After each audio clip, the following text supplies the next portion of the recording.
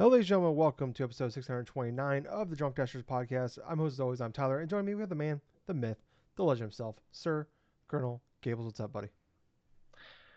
Oh man, there's quite a bit that's going on this past week. I mean, other than Nintendo Direct stuff, other than like supposed leaks of PlayStation stuff, there was something this week that kind of made my this made my kind of like week, and this has to do in regards to a community night and stuff that I had with another streamer and stuff, and like on her initial stream thing and stuff. She was doing like a wrestling sort of like night, right? Mm. And so the streamer that I usually watch, Emmy Divergent and stuff, she had this big old wrestle tournament, right? To where there's like 20 different people that made their created characters and stuff. I was one of the 20 people that she actually made characters of. So Colonel Gables actually had his own wrestler inside of this matchup. And what's hilarious about it is you didn't really have too much options in terms of like doing moves or anything. It was based upon the game Fire Pro Wrestling Returns on the PS2.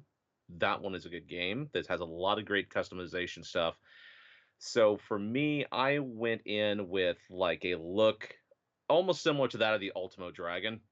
So it's like it was kind of hilarious because I pretty much had like a power style to my character and stuff. I specifically wanted like a finisher move to be like a Falcon Arrow and stuff like that. I had like all red and stuff like that. And my character looked fairly nice for what I was expecting.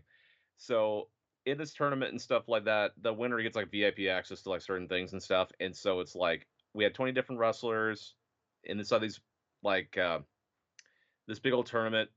I ended up winning my first match against another created character and stuff. He was literally its name is Catman, aka Man Cat, which is like he was like a big old blue cat or something like that, and like this and that. But yeah, I didn't get past like the second round and stuff. I ended up losing to the eventual like a finalist inside of that, a semi-finalist inside of the tournament and stuff. But after that initial tournament stuff was done, there was like three straight Royal Rumbles or something like that with each tier of like wrestler facing off against each the winner of each Royal Rumble or something facing off against each other like inside the final one. So I ended up winning one of the Rumbles, Nice. which was hilarious. So it's like a 4v4. You could toss a person over the top rope and stuff. So I ended up winning the second like Royal Rumble match or something, and then I was inside the third. I ended up getting tossed out first and stuff like that. But it was so fun. It was like something like I used to do back in the day, like not just for like create characters for fun, like a No Mercy or something. But I remember a long while ago, I did create various wrestlers of like different people in the community for Sarcastic Gamer, which I thought that was really freaking hilarious at that point of view. But man, other than that, though, I mean, I've just been playing all sorts of various other stuff. I did have a chance to check out a few things that released this past week. So, yeah, other than that, man, I'm doing pretty good. Tyler, how's it going for you? I'm doing all right. Sorry, people. I'm a little low energy. My voice is kind of not fully back. I got surgery yesterday on my foot finally after 10 weeks of being broken. Finally got that fixed. So I had surgery, so kind of not fully back yet. Um, and I didn't realize that like they actually put like a tube down your throat when you're in surgery. So like yeah, so it's like kind of it's not 100% back yet, but yeah, no, it was nice. It's just finally the first time I've never broke a bone before, never got surgery before, so it was all right. Like I was oddly enough, I was really calm the whole process through. Um, it wasn't like like I was there for a couple hours just kind of waiting like in like just like a little room. The nice thing is my sister was my driver. That you had somebody there with you, and she sat there and just chit chat with me for a while, and I was totally calm and everything like that until like they finally like put you back in the room and like Hmm. the surgery room, and you lay down, and there was like these three girls, and it was just this well-oiled machine of just like Yeah. they were doing everything, and like it was just like there was like they barely talked to each other, and they all just did what like they had to do, and that was like the first Hmm. time it's like it was like they were just so well like coordinated. I just like Uh-huh. that's when the anxiety kicked in for me, and I was like probably only on this thing for like 2 or 3 minutes, like because they Really? yeah well well, I was awake for like 2 or 3 minutes. So they knocked me out on this thing. Oh Um, shit. but Okay. like it was like ice cold in that room. They give you like a warm blanket thing, but it was like, and they kept putting these like cold sticker things on me, basically like for your readings and stuff. And Uh they're like a cold sticker, bam, cold sticker, bam. And I was like, oh my god. And then they like have this giant, like, I don't know what it was. My sister's surgeon tech. She does like the same stuff for her job at a different hospital. And yeah. they like this like thing is like the coldest thing that I've ever touched before or has ever touched me before. Like this put on my calf, and it was ice cold. I don't know. My sister told me what it was. I don't know what it was. But the next thing I know, like they put like the oxygen thing over me, and I'm just kind of they're kind of like one of the ladies kind of talked to me a little bit, and next thing you know, I'm like kind of like I'm like eyes closed, kind of like mumbling, talking, and I wasn't allowed to have anything to drink or eat for like that whole day, basically. Look, like Wow. the surgery was I couldn't drink or eat anything after midnight, but my surgery was like at like 10:30. Um, but I woke by the time like I woke, I guess I was only supposed to be out for like an hour. And I was asleep for like 2 hours. Uh-huh. Oh So shit. like I guess the doctor came out and talked to my sister. He's like, yeah, he's been asleep for a long time. So, but I finally woke up and Well, that's probably not the best thing to tell your sister. yeah, well, like they like, but like it's just like yeah, he's out. He's like he's knocked out.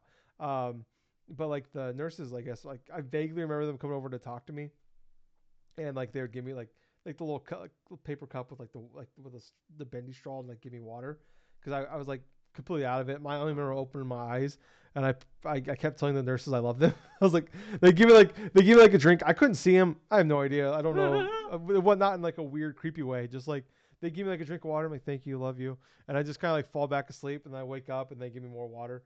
Um, they I just gotta say, so they gave me a Toradol, which is like a painkiller. Yes. Um, I can't believe they like. I know like the Packers was a big deal, and the Packers like banned it in like their locker room. Um, I can't believe we give this to athletes because for like 30 hours I couldn't feel my foot. Uh, Oh. and like they give these like the football players so they can like play through pain. Um, I don't know, man. Like I've heard about it and shit, and I'm like, that kind of sounds sketchy. Like maybe that's a good thing to get rid of. Now that I've had it, dude, like with the broken foot with like surgically done, um, I could have joined the fucking kickboxing tournament and wouldn't have fucking known. Like if I like I could have been kicking away and had no clue. That like the amount of pain that I was probably gonna put myself through. So it's amazing that they allow this, but they gave me some hydrocodone as well. I've only taken one, but yeah. Uh, Anyways, it was. I'm just happy it's done and over with. It was an adventure. It's going. It's knock on wood here. Knock on wood here. It's going better than I thought. Like the post surgery thing, not too much pain. Just um, lack of sleep because I got to like sit and lay down in certain spots and all that. So it's very hard to get comfortable. But yeah. But I'm doing all right. I'm sorry. I apologize for my voice and not the most energetic this week. But yeah, that's what's going on with me. But if you guys are still around, enjoying this, you want to help us out any way you can, we don't ask for your money. We just ask that you, for a little bit of your time, and if you could hit that subscribe button, hit that follow button, 5-star reviews, leave comments, likes, shares, whatever you can do to help us out. We appreciate it. We're on Twitter, Facebook, App Podcast, Spotify Podcast, YouTube, all that. We're really pushing the YouTube channel. Like we've hit all the metrics we can. We need to be paid by YouTube, except for the subscriber part. We reached the hour, reached the video part. We just need the subscriber count to get there. We've been stuck in the 440s now for like a month. So if you guys can help us up, bump us up there, that'd be fantastic. Um, yeah, we do this podcast. We do it for over 11 years. Our podcast we typically record Saturday night. It goes up Sunday morning. So like I said, if you can support us anyway, we really appreciate it. Especially right now. Hey, I'm gonna use the sympathy. I just got surgery. All right, don't be a dick. Subscribe. I rarely ever do that, but now this is like the one time I'm doing it, and I did it there, and I apologize. I feel like a dick for doing it, but god damn it, I think I'm allowed. But Gables, not really a lot going on hmm. this week except for one major thing, Oh yeah. and that is we had a. So I talked about last week that there was rumors and rumblings of a Nintendo Direct of some sort that was going to happen this week, and turned out we got a Direct, but it was actually two Directs in one. We got the Indies World Showcase, and we got the Partner Showcase. So we're gonna go in order here. We're gonna start with the Indie World Showcase. I'm just gonna run through some of these just for the sake of time. Gables, if you want to jump in. But I feel like some of these we can kind of gloss over here. Start off here, we got Balatro. We got 4 new, basically card packs. Free updates out now. Witcher 3, Vampire Survivors, Dave the Diver, and Among Us are all the different. It's basically the same game, just you have different type of cards. Um, it's really cool. It's all out now. If you are interested in that, something I was really excited for. The game I'm looking forward to really since it was announced last year. Neva. This is coming October 15th. We got finally got a release date for that one. This is from the creators of Grease or Gris. I still can't understand. It's Gris. Gris. Yeah, it's a Spanish word for red, but it's the Spaniard version of gray. Sorry, but this is the one with the dog. This one's like more of like a combat 2D combat game. Um, I'm if something happens to that dog, I'm gonna be devastated. But it gives me it's very much in the way she keeps yelling at Neva gives me Last Guardian vibes here. Mm. I am super pumped for this one. Just waiting. I'm waiting for it to go up for pre-order to just basically buy it because you have my money. You had my money last year, and all I want to do is give you my money. So I re-downloaded Gris. Did I say it right? Yeah, Okay. I re-download. Gris. Yeah. I bought it on Switch when it came out, and it just didn't vibe with me. I just went ahead and re-downloaded it. I'm gonna probably just dabble. I know it's short, so I'm gonna give it a second chance. I don't know. Maybe I was just gotta be in the mood for it, but I'm gonna give it that one a shot here soon. Next up here we have Moth Kubet. This is coming out Qubits maybe. This is coming out spring 2025. This one is it's a surreal RPG where you'll take the role of Moth Kubit, an ordinary employee who's recently earned a promotion. Tread carefully, though, mysteries abound, and the threat of sinister event known as the final process is looming. As you investigate, you'll meet bugs of all walks in life, some of whom you'll befriend, and others who must be taken down in verbal showdowns with multiple dialogue choices.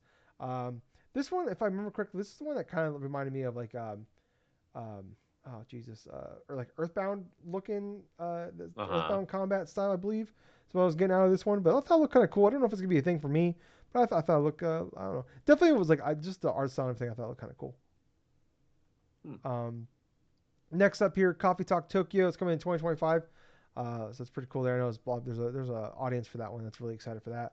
Kind of a big surprise here. Also, we have Throes of Witchmaker DLC for Sea of Stars. That apparently is supposed to be free, and that's coming in spring 2025. So that's pretty cool. Next up here, we're getting the Shrek special pack for the Power Wash Simulator. So you get Shrek's swamp. You get to clean that, which that just sounds like an endless task right there. That is, I believe that's going to be free. Yeah. Oh no, this one actually is paid. So they've been doing a good job of doing a lot of free content with it already. I wonder if it's $5 or something. Ain't too bad. This game right here kind of blew me away. We have Morsels, February 2025 is supposed to be coming. This is like that one where you play as the mouse, and then like Mm-hmm. it's like a roguelike top-down shooter. But just like a ton of different types of art style to it. I thought this game looked like I'm not a big roguelike person, but man, I thought this looked like a ton of fun.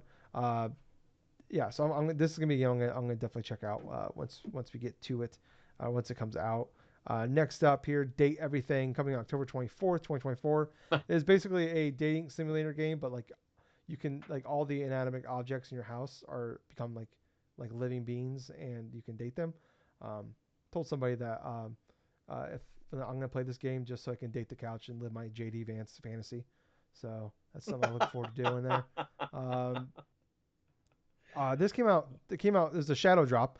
Peglin. This is a RPG like style game, but you play Peggle. And I immediately bought this as soon as it came out. I've yet to play it, but I did buy it on Switch. It's a Switch exclusive for a time exclusive. But yeah, it's like you basically drop the balls and down the play Peggle, and depending on how many like Yeah. things you do, and there's like you can get multi balls, or you can do like you can get bonus, you do bonus jam damage stuff like that, and like an RPG. Looks cool as hell. Definitely yeah, can't wait to play that. I got playing the Star Wars Outlaws right now, but there's a lot coming out. We got 2 games coming out next week that I'm looking forward to playing as well. So I'm gonna hopefully get to it here soon. But yeah, this is definitely on downloaded and on the back burner for me. Next up here, Wobbly Life coming December 2024. This one is like it's kind of what's that like the physics. Frack, I can't think of like a physics game. Kind of like it's gone. I lost the word, but it's basically like you're like some of that like it's an open world physics sandbox. You like just like you get kicked out of your grandma's house, and you do like you do odd jobs like deliver pizzas, or help people move, stuff like that. But you have like the wobbly physics, kind of like Gang Beast kind of physics. I can't think of what it's called. Like Ragdoll. Ragdoll is what I was looking for. Mm. But this you can team up with people, and apparently it also has online multiplayer. So that's pretty cool. Yeah, you have like you can drive more than 90 vehicles, over two different types of clothing items. So yeah, look kind of cool. That is coming in December. Pico Park 2, that's coming. That's actually out now as well. A lot of shadow drops at this event. This is like basically it's kind of like chained together almost. But like I think this one you can have up to 8 people play. It's got online multiplayer.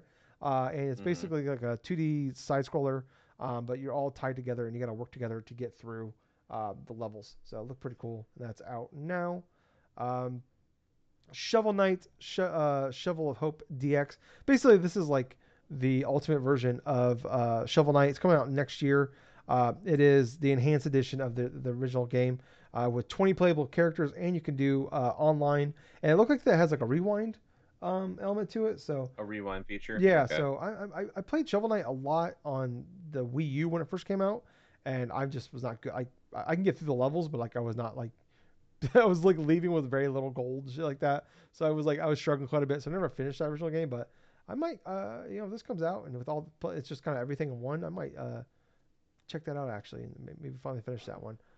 Um, Next up here, Europa coming October 11th. Another game I'm super excited for. This is definitely giving me like, oh, it's gone. What's the PS3 game, Gables, when you're like gliding through like sand and you don't realize you're actually working with people? Journey. Like it gives me very much Journey vibes.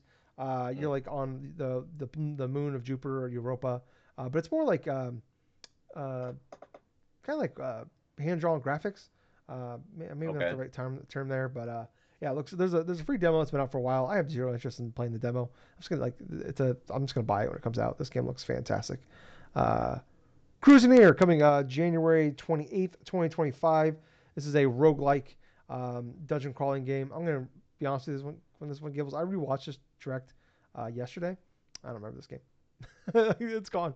I don't, Yeah, that's kind of like most of how I kind of felt like the indie direct, but yeah, okay. go ahead and continue on Okay. with the rest. On Your Tail, we've seen this one a bunch of times. We got a date for this one. November 21st. This is more like when you play as like cat people. And she's like trying to solve crimes. It's kind of a crime solving game, but Mm. yeah, that was kind of cool though. Metal Slug's Tactic is coming this fall, so that people out there are interested in that one. Plucky Squire, we're gonna trailer for that one, but I think we've seen this thing a million times now. It's just, Yeah, I think most people now do. We just want to play it.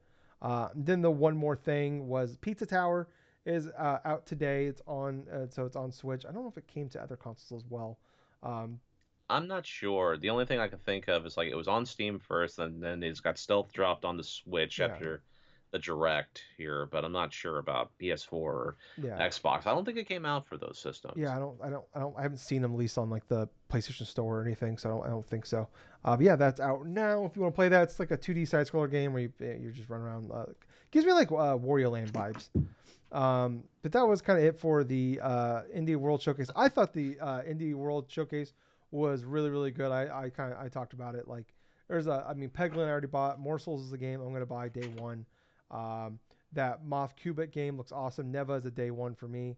I still want to jump into Balatro. I just know that's gonna be like the next Vampire Survivors for me, where I'm just gonna lose like 40 hours in like 5 days, and I just don't want to do it. I do want to do it, but I don't want. I just don't want to lose that time. Seeing Shovel Knight, kind of like being like this is like the big thing. I'm excited for that one. Europa, obviously pumped for that one. Waiting for that one for a while now. But yeah, I thought the Indie World Showcase was really it was like only like I think that was like 13-14 minutes, and I loved it. I like the things I didn't even care about was just like they never stuck on things too long. I came away liking the Indie World Showcase a lot more than the Partner Showcase. But we'll get into the Partner Showcase here now. Tetris Forever. This is for the 40th anniversary.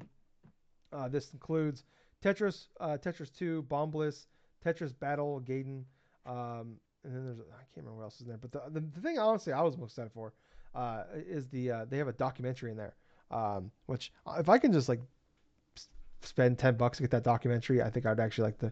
I honestly just want to watch the documentary more than anything. Like I'm not a big Tetris guy; it's just never been a me thing. But I would definitely Right. like to watch that documentary. Um, oh, so they announced Tetris. The what was it? It wasn't the Game Boy version. Which one's coming to It's the NES the version. NES version? Okay, thank you. Yeah, so that one's coming to the Nintendo online services in December. They said, which is weird. That's weird that they rarely ever do that. Where they announce it like months out. Next up here, Star Overdrive. That was coming in 2025.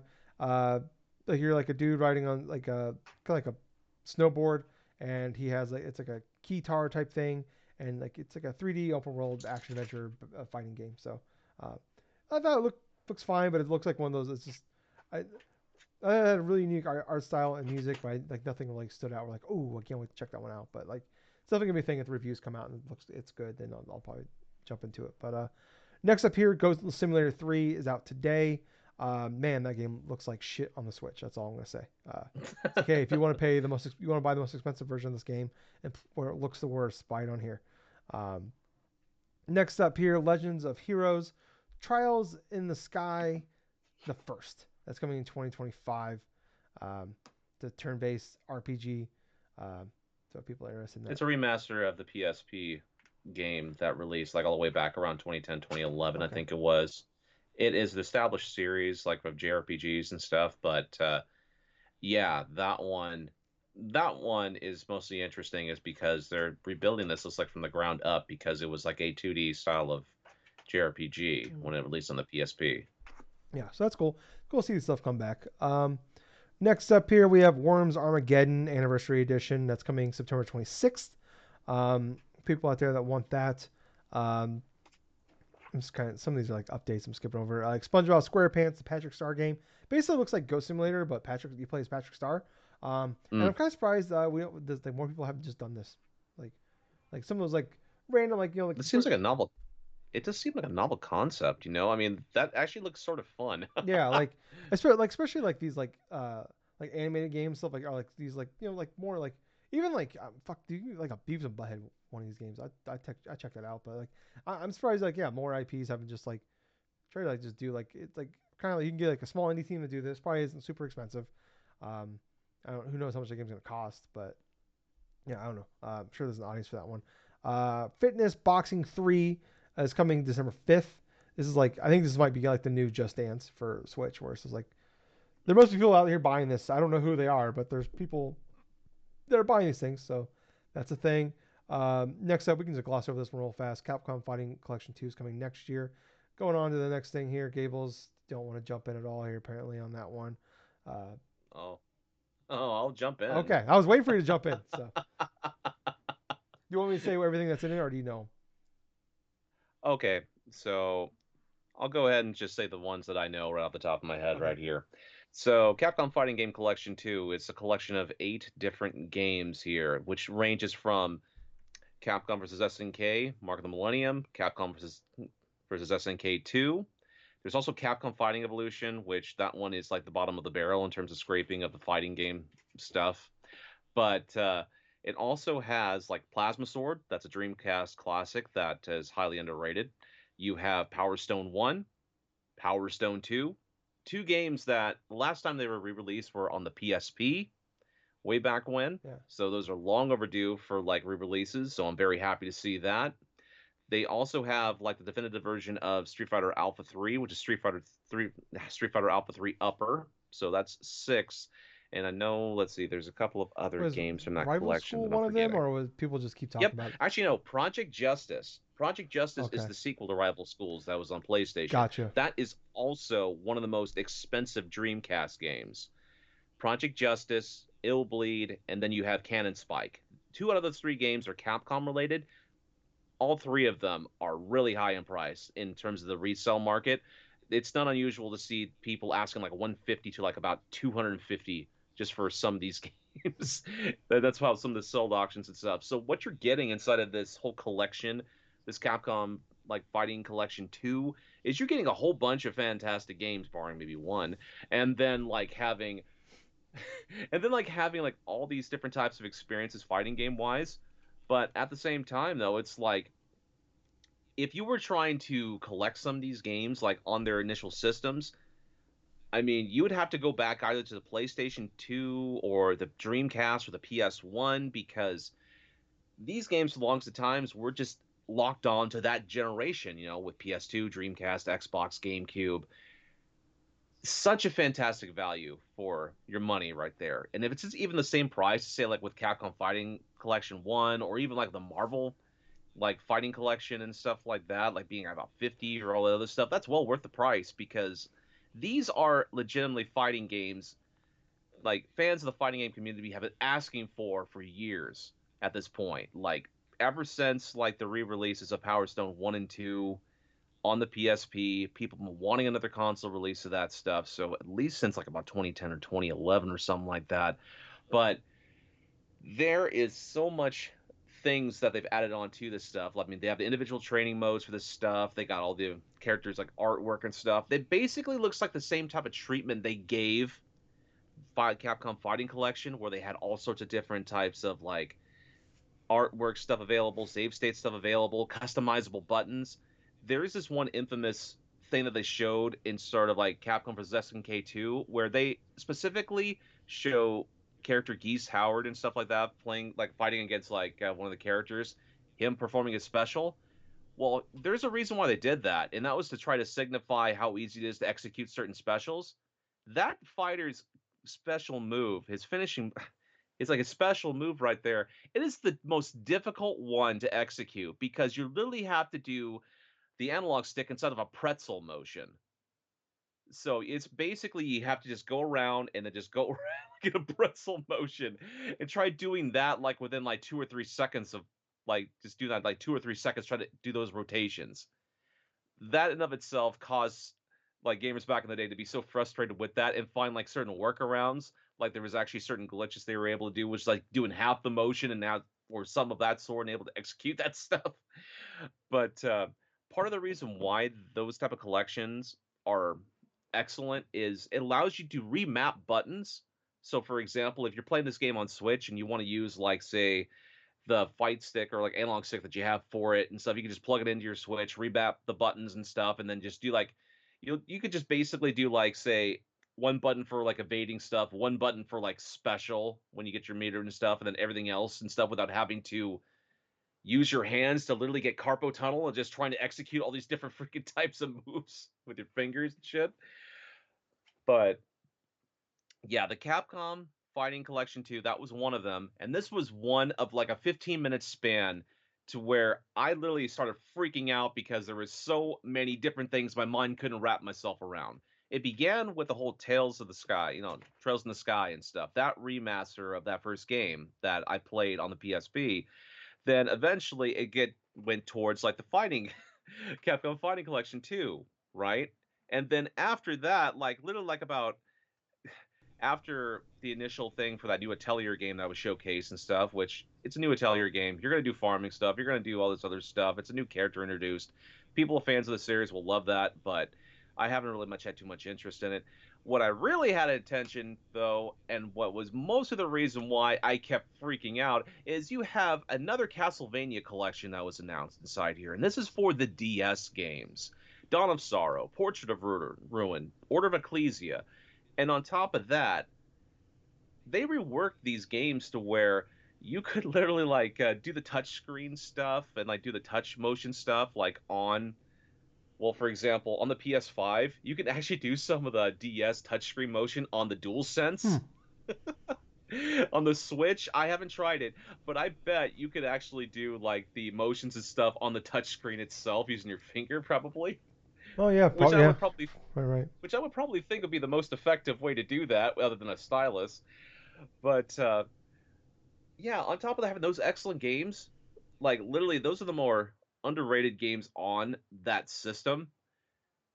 They also have like the arcade release here for Haunted Castle. That was one of Konami's like first iterations of Castlevania before they initially called it Castlevania.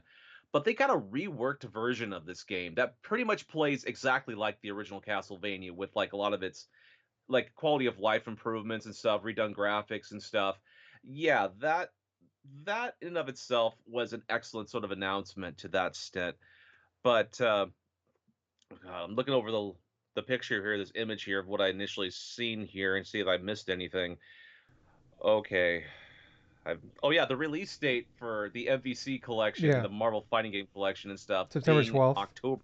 Yeah, September 12th Yeah, for the digital release, and then November 22nd for the yeah, physical. double dipping on the Which fans. So they know exactly what they're doing. yeah, Capcom knows exactly what they're doing. They know if for people say like myself, we're gonna get the digital thing first, obviously, and yeah, that's why they do it like that instead of like day and date with both versions. Because I've already bought the physical version of the freaking Marvel Capcom collection and stuff like that through Amazon and stuff like a while ago, but now I'm really thinking about getting that stupid Capcom collection, like either on PS5 or on Steam. Probably PS5 since I beat the damn first one. And yeah, just playing that shit, doing all that other stuff. Oh god. Obviously we saw more Dragon Quest stuff, Dragon Quest 3, which is shaping up to be fairly good, and they actually have like some sort of monster catching mechanic in it, yeah, which I thought was pretty interesting. And you know what's kind of weird is like they had the original Stalker games, like that yeah. was like a The collection thing trilogy. on the Switch. Yeah, Yeah, the trilogy. yeah, But other than that, though, there was also like a remake of Tales of Grace. yeah. That's a You're RPG from jumping. the You're Tales jumping ahead here series. now. Come on, now you kill me. Okay, Yeah, so yeah, we have like you're go just ahead, kind of Tyler. yeah jumping around here. So we have like Suikoden 1 and 2 HD remaster. We already knew about that. March 6th Oh, coming out. Yeah, he's, like you mentioned, love that. we got another trailer for Dragon Quest 3. We already knew the date though, November 14th. Yeah, you mentioned here the Castlevania collection is out now.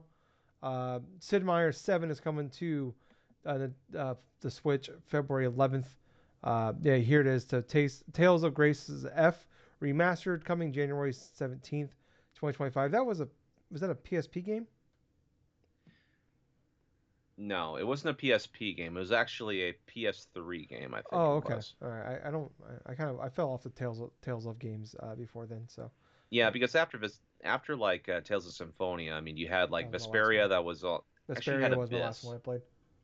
Yeah, Abyss was after that. That was on the PS2, and then I Vesperia remember was that on one. the PS3, Xbox 360. I think Grace was a little bit after Vesperia, Okay, yeah. if I'm not mistaken. I've heard from most people though this is kind of one of the weaker ones. So we'll have to wait and see. I'm still Yeah, still hold, most overdue for a remake then. man. I'm holding out hope for the Skies of Arcadia. Different people I know, but I'm still holding out I for that. know. Uh, yeah. So and this one leaked. My Sims Cozy Bundle that's coming November 19th. That is a EA game. So that's coming.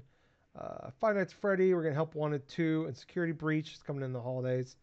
Uh, we got another trailer for Disney Epic Mickey rebrushed. Uh, Tales of the Shire, Lord of the Rings is coming in the holiday. Uh, Funko Fusion Gables. I'm not gonna lie, I think Funko Fusion looks like shit, but part of me Yeah. really wants to play it. I don't know why. There is just like this like I was like, man, if like I can just like buy some of these worlds for like $5 a piece just to fuck around in them, I would totally do that because there's a few in there I'm curious about. Uh, but yeah, so that's coming. I think that's coming September, I believe. Um, then one we got here, we got like Lego Horizon Adventures. The release date leaked for this one November 14th, so that's coming. I thought it's kind of weird. I figured they would because it leaked the day before the Nintendo Direct, so I think most people just thought it was going to be there with the release date, and the release date wasn't at the Direct. Um, so yeah, we got like Rune Factory, Guardians of Exuma, uh, and the one more thing, Gables. So for you Hollow Knight fans, you silk cucks out there, um, fuck you. It's Yakuza Kiwami. It's coming October 24th, 2024. So that was the one more thing. So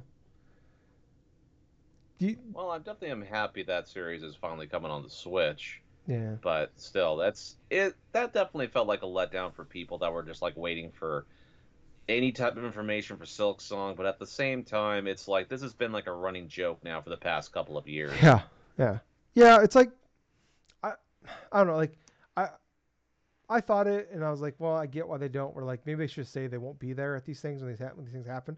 But also, Mm. it's like, well, if you don't say it, then well, that means you're gonna be there. So I get like they don't want to completely ruin the surprise. Um, and I've always been take your time on games. I'm not like hurry and get it out here, but like This game was supposed to come out the first half of last year, and we Mm-hmm. have not heard anything in over a year. So I'm all for like take your time. And this isn't even me like joking around. Oh, I drafted this thing 2 years in a row for my first pick in our fantasy draft. Uh, I do think though like a little bit of like communication, like a tweet. They haven't tweeted since they announced it wasn't coming, since like last April or May. It's just like And what's the most hilarious part about it is it's like you have dedicated Twitter accounts that literally are like just saying how many days since the yeah, last initial and like yeah, so the, anything posted or something yeah, like that on their official tweet for Team Cherry. yeah. I kind of like I'm like I said, obviously taking. I'm not saying overshare, but like I don't know, like every like 6 months, just send a tweet out. Like, how are we doing here? You know, do we expect it Mm. this year? Should we like I don't know, like I'm not like I said, I'm not like not mad. I don't even care. I'm probably not even gonna play this game, but it's like part of me is just kind of sick of fucking tired of hearing about it. And like every single Yeah. goddamn fucking Xbox event, Game Awards, whatever, it's like it dominates. Part of it's kind of funny, but I don't know. Yeah. I've always thought about these like indie worlds and partner showcases. Are usually they're very personable. Like, where like I've watched some of these and like I don't give a shit about any of these. And then Gables watched the same thing and he like loved it. And roles like you like I talked about when I was doing the live draft. I thought that indie world was awesome. There's a bunch of games there I'm looking forward to playing. That the partner showcase did nothing for me. It was like it was really just a lot of updates on stuff we already knew about. Our games are on other platforms already, and it's just like, cool. The worst version of this game is now on Switch, or it's like these games are coming soon, but it's going to be on other platforms. But yeah, I mean, but yeah, you mentioned it. You like the partner showcase a lot more though than the indie world. So Yeah, the thing about that I liked, I mean, I thought the Indie Direct in and of itself was okay. I mean, the Bellatrix stuff, I'm kind of excited to see like the partnered up stuff, like seeing the Witcher, like themed cards and this and that. I mean, Pizza Tower at the very last thing that was good too because that's supposedly a pretty mm, damn good game that's been on like it's one Steam of and the highest stuff for a reviewed games of while. last year. But yeah, yeah, exactly right. Obviously, the DLC and stuff for Sea of Stars, that one I'm looking forward to and stuff. Neva, that looks like an interesting game of the creators of Grizz and stuff. But at the same time, some of the stuff we've already known about. But for in the case for like Metal Slug Tactics, that's some we've actually are now hearing that it's going to be releasing sometime in the Yeah. fall. So for the indie world and stuff like that, I thought it was maybe like a 6 or something like that out of Okay. 10 and stuff because of like there were just some things I wasn't remotely interested in. I mean, Shovel Knight DX, yeah, that's nice and stuff, but at the same time, yeah, I'm not too sure what else there actually can improve upon that game that I would be most interested in trying to delve into. But like, yeah, some of the indie stuff is like that. But as far as like the partner direct, obviously there was stuff I did like about that stuff, but it did have its low moments too. Like I didn't give a crap about Star Wars Hunters Yeah. or like Just Dance or the Epic Mickey stuff or the Funko Pop stuff. So I would give like maybe like a 7 Okay. or so out of Yeah. 10 for that one because Castlevania, Capcom versus SNK, like that stuff, the Capcom fighting stuff and like Trails of the Sky and stuff, that remake plus obviously a little bit more information about the Dragon Warrior 3 and then Dragon Quest 3 I meant. And like yeah, some of Okay. the other stuff. But yeah, Okay. 7 out of 10. Yeah, I was like, I'm probably I was like an 8 out of 10 on the indie part, and then like probably like a 6 out of 10 on the partner showcase. But like I said, these are all very personal things where I don't think a single thing really clicked for me with the um um. Oh, okay, Gail's got to walk away for a second. But yeah, like nothing really clicked for me for the partner showcase at all. Like there's and like the things like it's kind of like I thought before we had some really good. I thought some of the indie worlds have been really good this year, but I think only like one of those games. Like there's a bunch of games here I'm excited to play, but like Peglins, I think the first one of those I actually bought on the Switch. The rest I'm like, cool, I'm just gonna buy them on PlayStation or Xbox. So it's like yeah, so that's kind of like that's usually what I mean where it's like cool, this is like really exciting because it's on this thing, but like for the grand scheme of thing for the console, like for the Nintendo console itself, I'm just gonna cool. I'm just gonna buy this like and like Peglin, maybe I should have just waited and bought it when I was ready to play it because I probably could have played it like on a different platform that I'm more excited to play it on, or like a platform like these games or run better on. Because let's face it, the Switch is, um, 8 years old, and I think we're all just ready for the new one. And if I'm gonna buy some of these games, I want to play on the platform that's gonna work best on. And also, if like especially those games that are gonna have online I want to play. I want to play with like good online, and I can actually talk to my friends. Um, but yeah, I thought overall like a really good direct. Especially because we for like these indie worlds and partner showcases, usually especially the partner showcase. Partner showcase is usually the like by far the worst of like the different types of directs that we have. So I thought this is definitely probably one of the better ones as far as like news announcements go. But yeah, let's move on though to some other news this week. Um, so yeah, I talked about last week. I thought I didn't. This wasn't hearing anything from anybody, but like I thought there was a probably gonna be a state of play in September sometime. We usually get one in September, and also Tokyo Game Show was at the end of the month, and they already announced like um, there's gonna be a Death Stranding 2 like event going on there. Like it's kind of like a PAX panel type thing, but for Tokyo Game Show. So maybe we won't see anything from Death Stranding, but Kojima's been teasing shit, so it kind of made me think there would probably be one there. And Jeff Grubb did mention that there'll be one most likely in the last week of September, which makes sense. 'Cause I believe the Tokyo Game Show is like the 26th or something like that. I can't remember the exact dates, but it's like the last week of September, so that makes sense to do it right beforehand. I already mentioned here Lego Horizon Adventures. It looks like it's coming November 14th.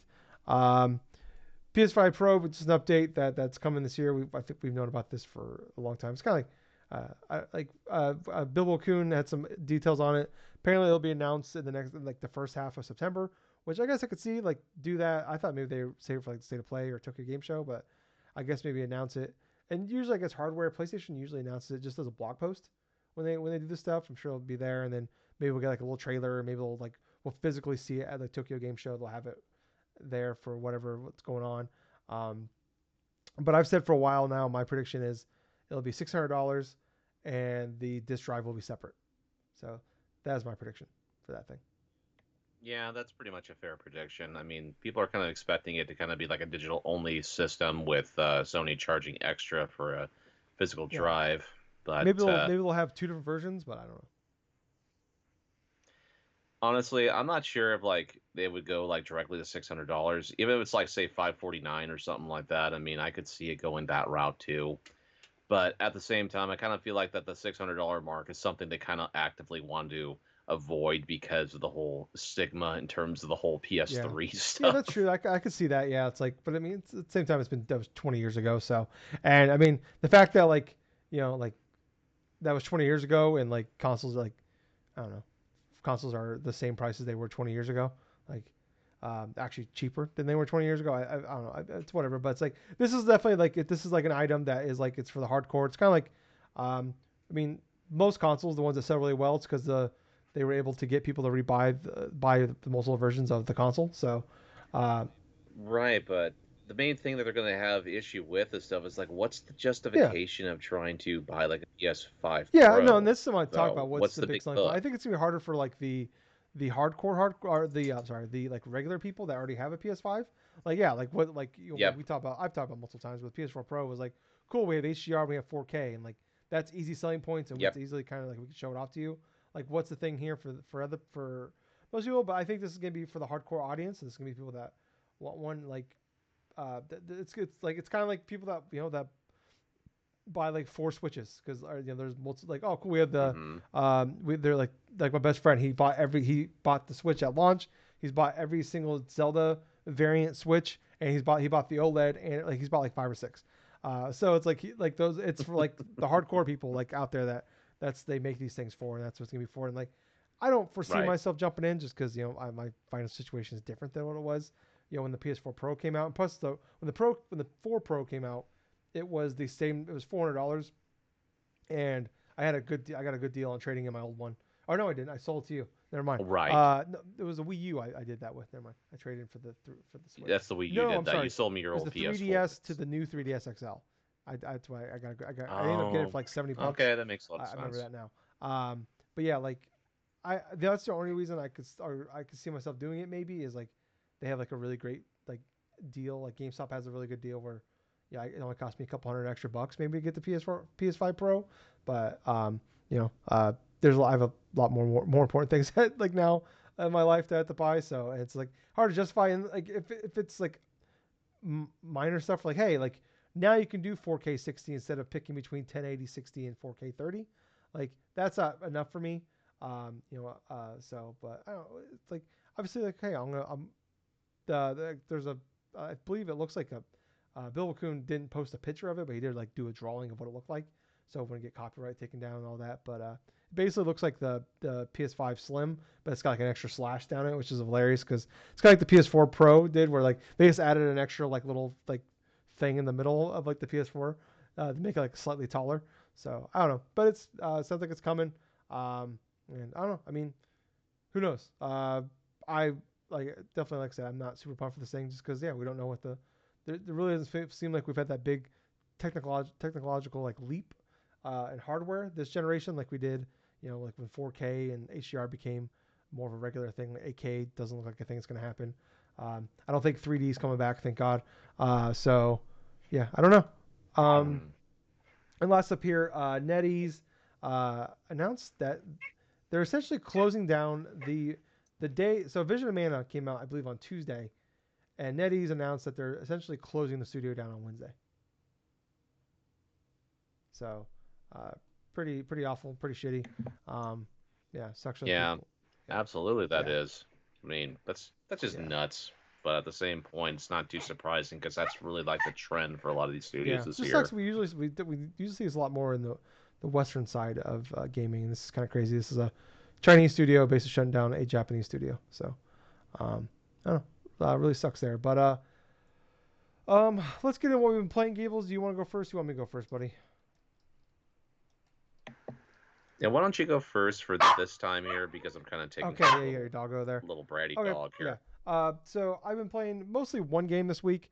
I've been playing Star Wars Outlaws. So a little tip of the trade here: if you haven't bought this game yet, and maybe you're interested, if you have a PC or an Xbox, you can get Ubisoft Plus. It's like $18 for a month, and you get like the Ultimate Edition, like the $130 edition. You get that for $18. So that's what I did. I didn't buy this game at full price or anything like that. So just a little tip of the trade there if you're thinking about checking this game out. So I'm pretty.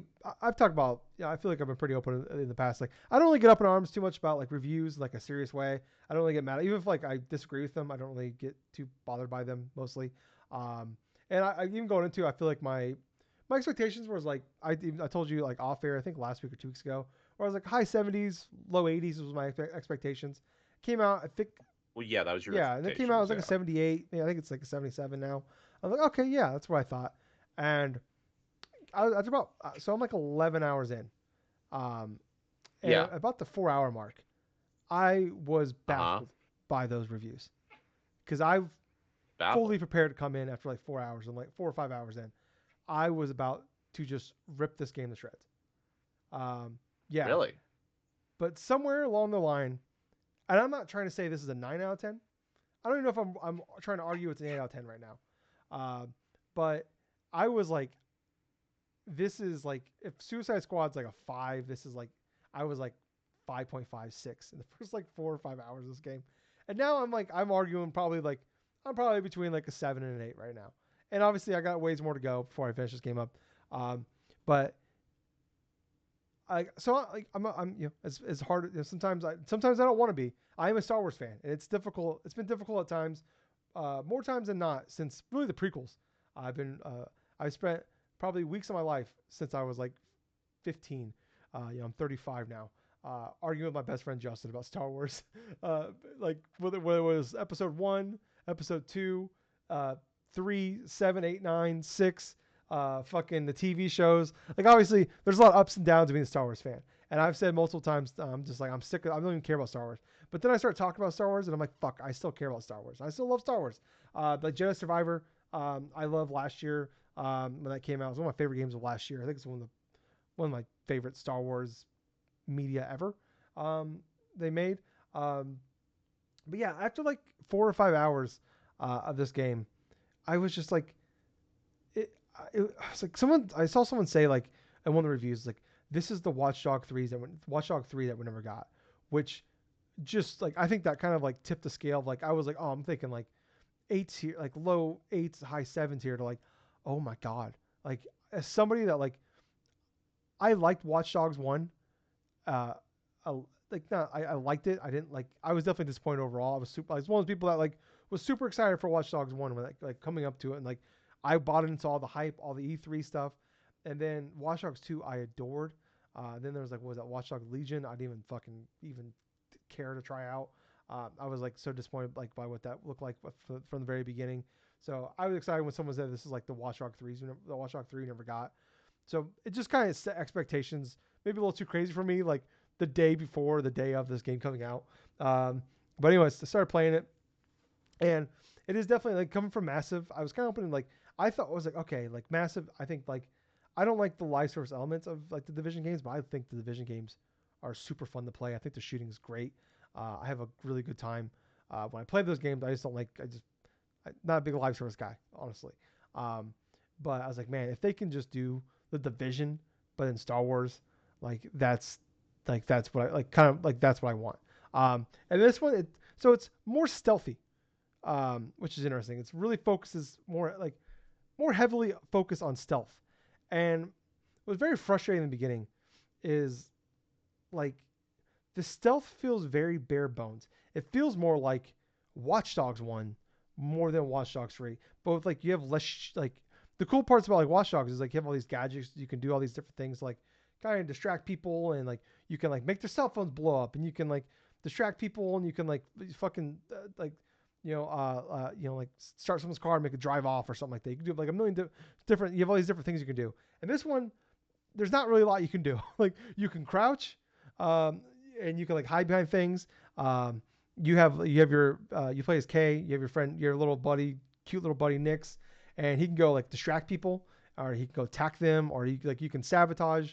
Like he'll sabotage like the thing that like calls backup and stuff like that. But it's very limited overall, and the AI is like at any point in time, like it feels like the AI is either the dumbest motherfucker you ever met, or they have fucking sniper rifles like as eyes because they'll see you from like a mile away sometimes. And it was very frustrating at first, realizing this is more of a stealth focused game, and the stealth is not great. And like I am so baffled by the beginning, and not necessarily like the first story mission, like really like the tutorial that sets up K and everything and Nix and stuff like that. Like just like once you get past that and get into like that first area, and do those first few like the first like few hours of missions, I was like, I fucking hate this. And like if you're someone that plays this and you don't like that and you bounce off, I don't blame you. But then, and I'm not even like I said, I like there's still a lot of problems in this game, a lot of issues I'm having, and probably like things I complain about overall. Uh, like you start getting upgrades, upgrading like you have skills. You obviously have your skills you can upgrade stuff like that. You unlock some more abilities, but like it's just starting to click more, and I think it's getting a little more used to the button layouts, getting used to like okay, basically just kind of figuring how shit works, and then also getting better abilities along the way. Like now I have smoke bombs, or just like upgrading like Nyx a little bit, so you can like it makes like figuring out how Nyx works, stuff like that. Like it's just clicking more. I'm having more fun with it, getting used to like riding the speeder bike around. Um, all that like just getting better with like understanding better like you have like a stun gun you can use now on your main gun, like just things like that, like just getting better overall, like obviously like most games, but usually like I'm just baffled by like how bad it starts at the beginning, and then like after like just playing it for a few more hours, like yeah it gets better, but it's like man I can't believe they thought this was a good way to start, because it's not. It's like I feel like where I am after like a couple hours of like getting skills and upgrades and stuff like that, I feel like that's where you should start. um, and like I said, there's still problems. The AI is not great at points times, so it's like it's definitely frustrating. One of the most frustrating things in this game is there are multiple elements, parts of the game where like you have to like sneak through areas, and it feels very old school in the sense of like if you get caught, you have to start that entire section over again. There's no like some of them there are checkpoints, but for the most part there are no checkpoints.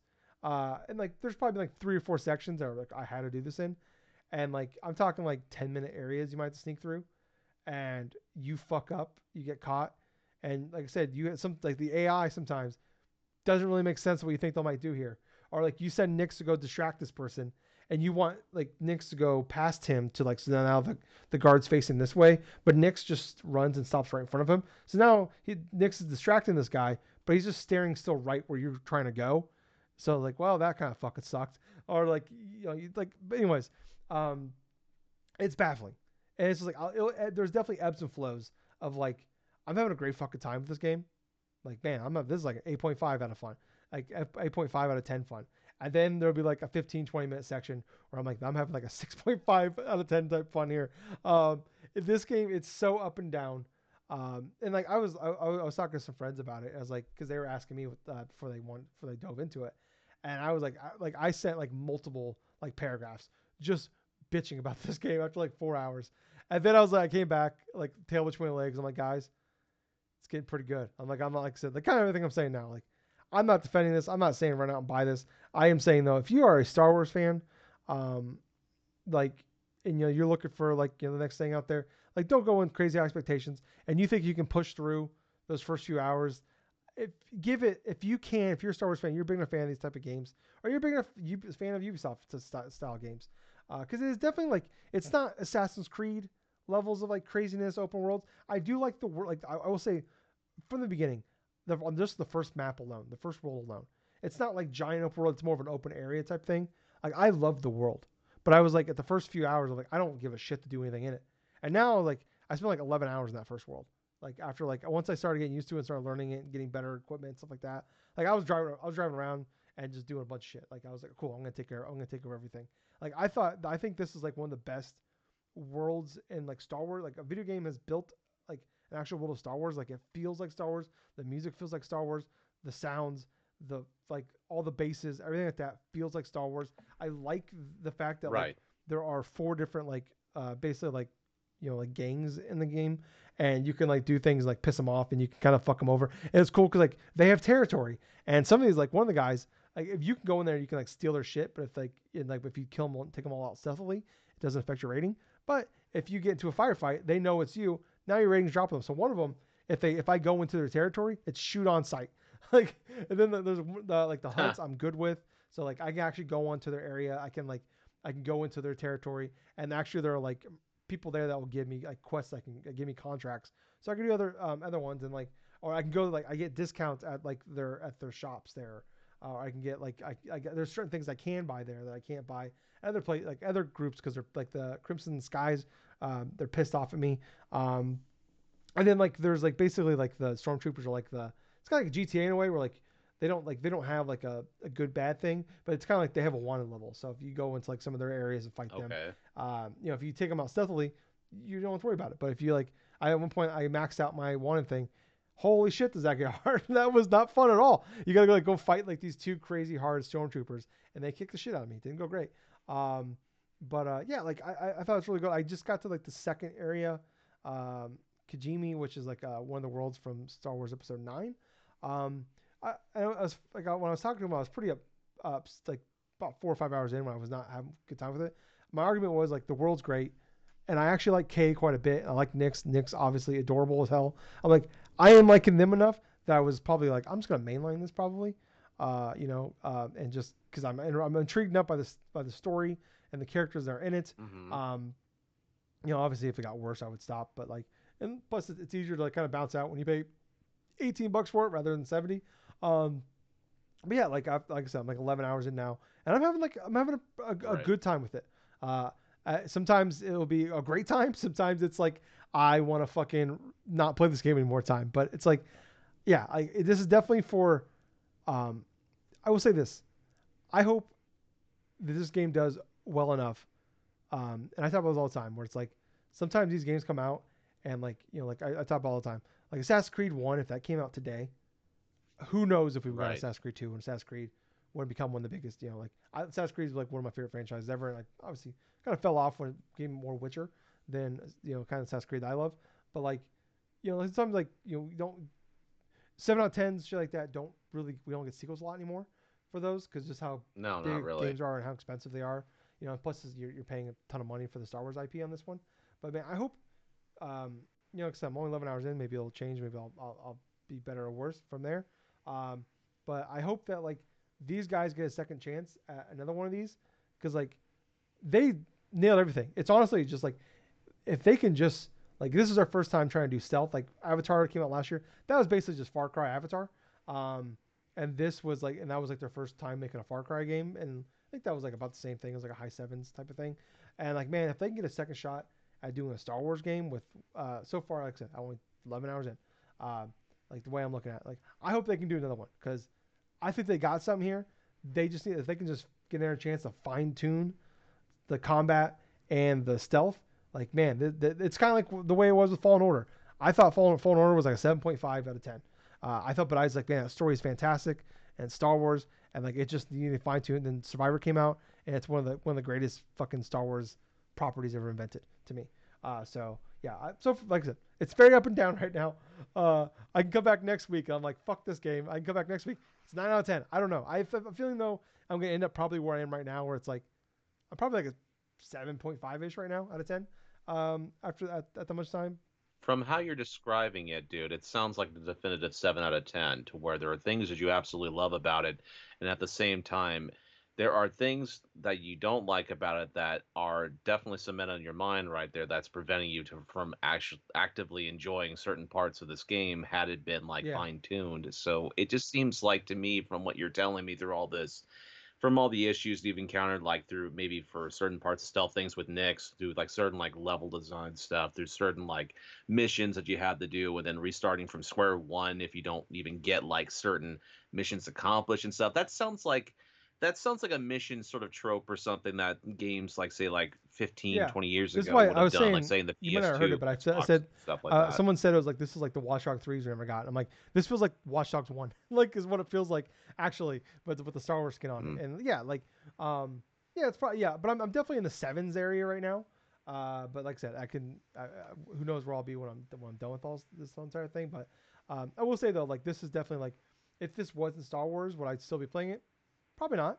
Honestly, I'm not. I probably wouldn't have. But like, I don't know. If Breath of the Wild wasn't Zelda, I wouldn't have played Breath of the Wild. So, because that's just not my type of game. But it was Zelda, so I kept playing it. So yeah, obviously that game's like a fucking masterpiece. That's a 10 out of 10 game though.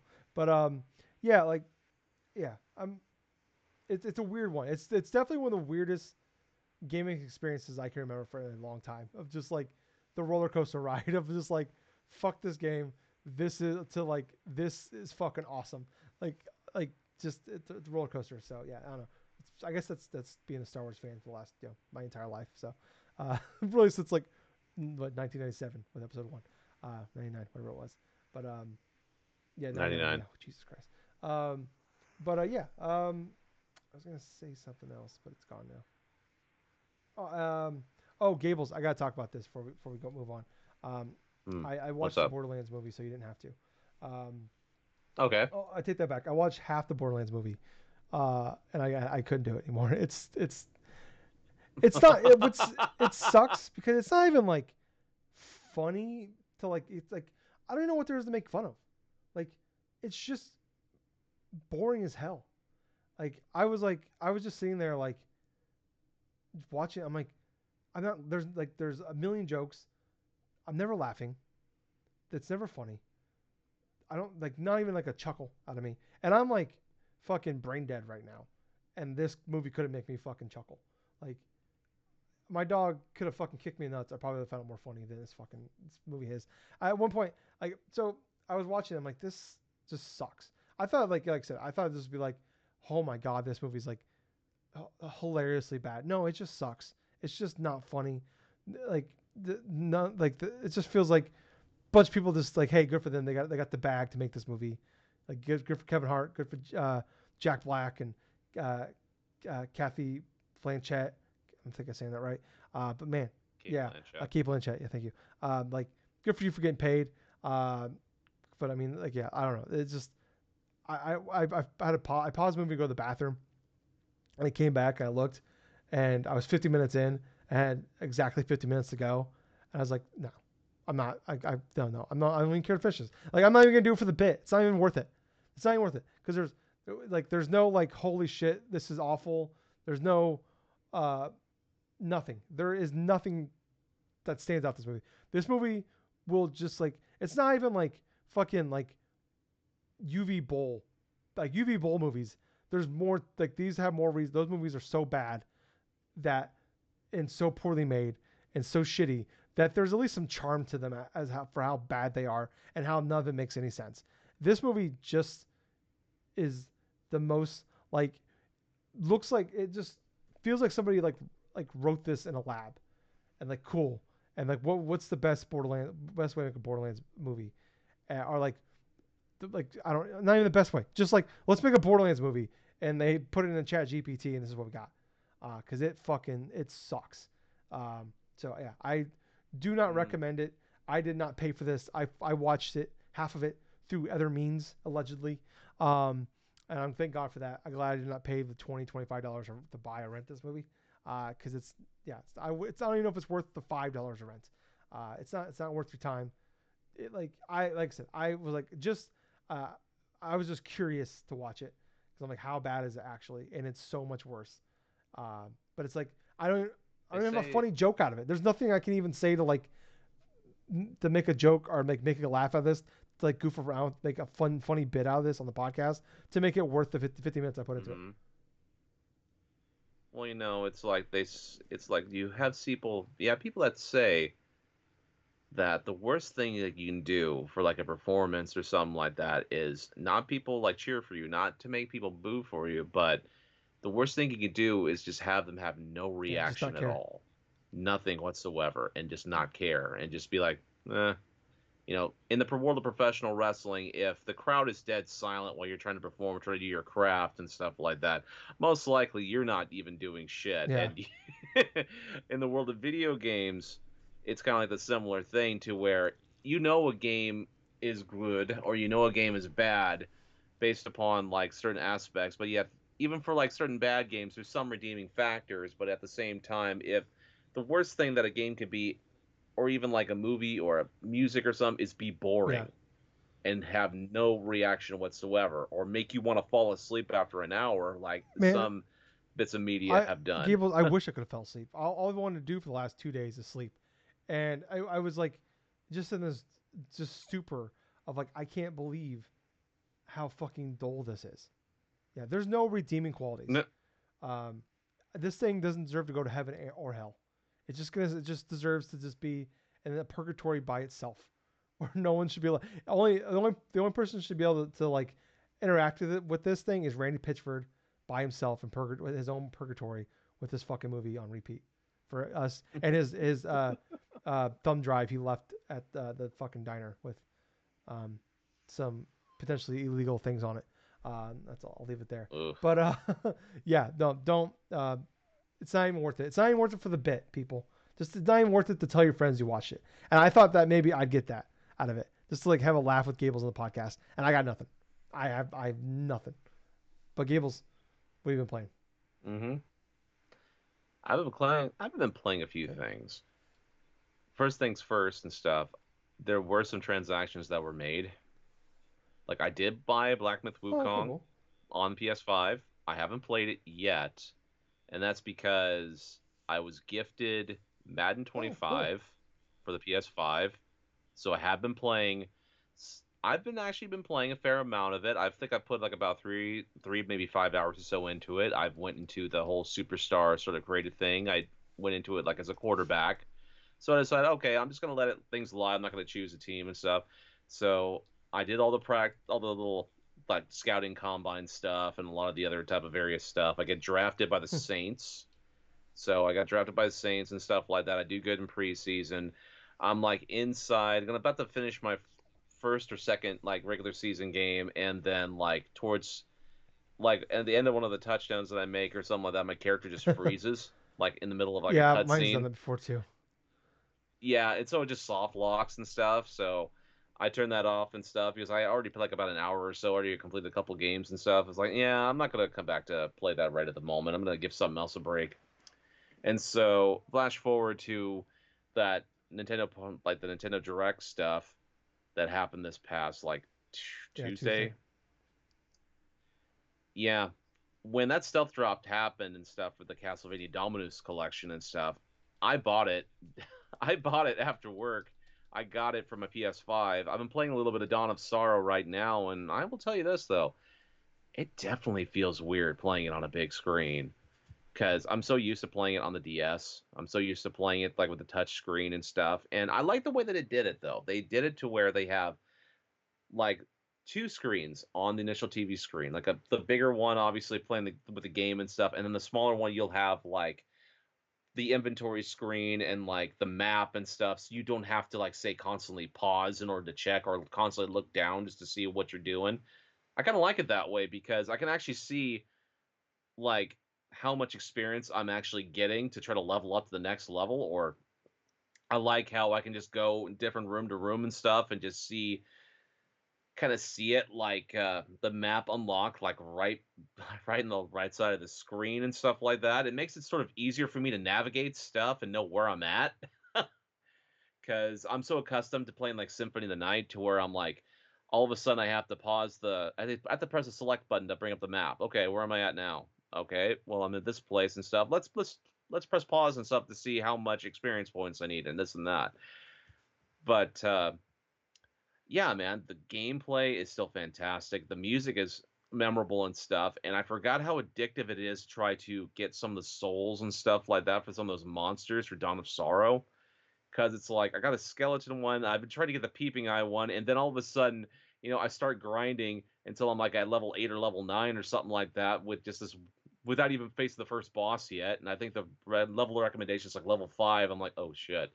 Okay, let's say I'm going back to this again. But I think the most surprising thing about this Dominus collection so far is when I look at the trophy list, all of these all of the trophies are actually doable. There's nothing like extreme. It's not like having to collect all the souls or something like that in Aria of Sorrow, which I did do, and it wasn't terrible or anything else like that, but I do remember the reasoning why even back then in the day why I never collected all the souls in Dawn of Sorrow, and that's because some of them are kind of like Hmm. time wasters, really. Like you're grinding it, you're getting these souls, and like all of a sudden some of these souls are not even worth that big of a deal.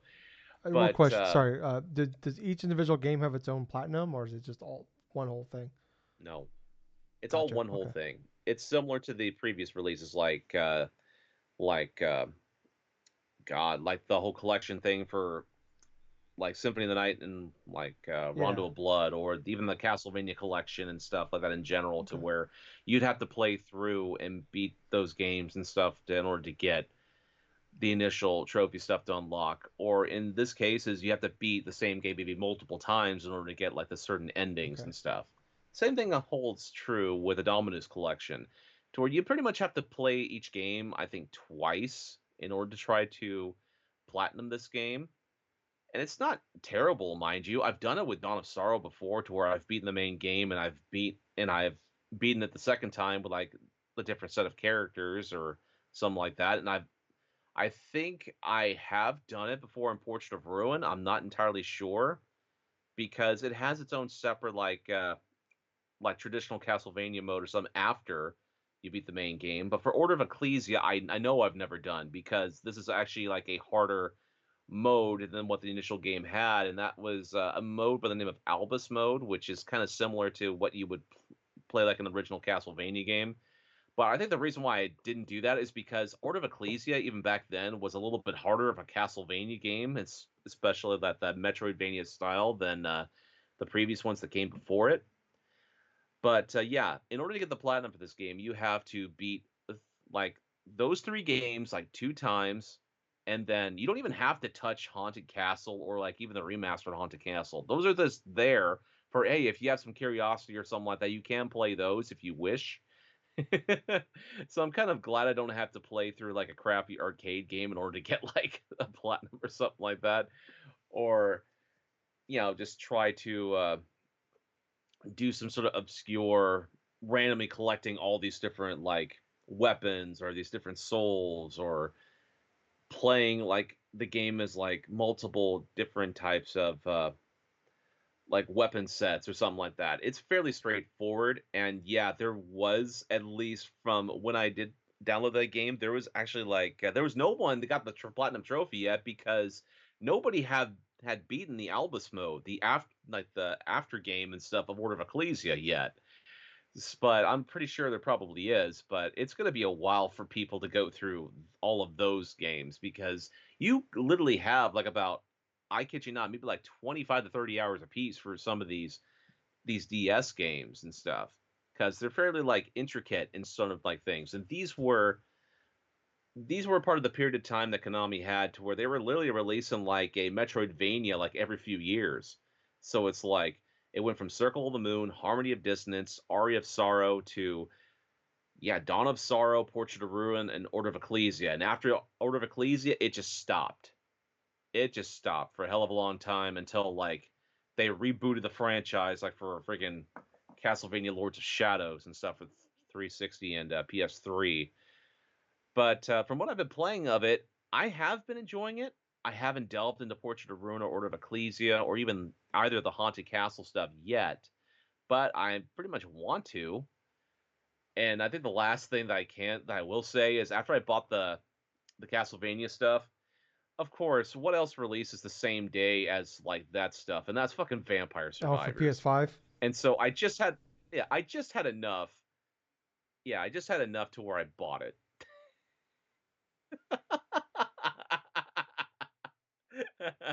You bought it on like every fucking device, Gables. I never bought it for the Xbox One or the Well, Xbox it's on Game Series Pass X. there. I just played it on there Yeah. for Game Pass. Jesus. The cheapest place to buy because you get the Game Pass discount if you buy it on there. I know that.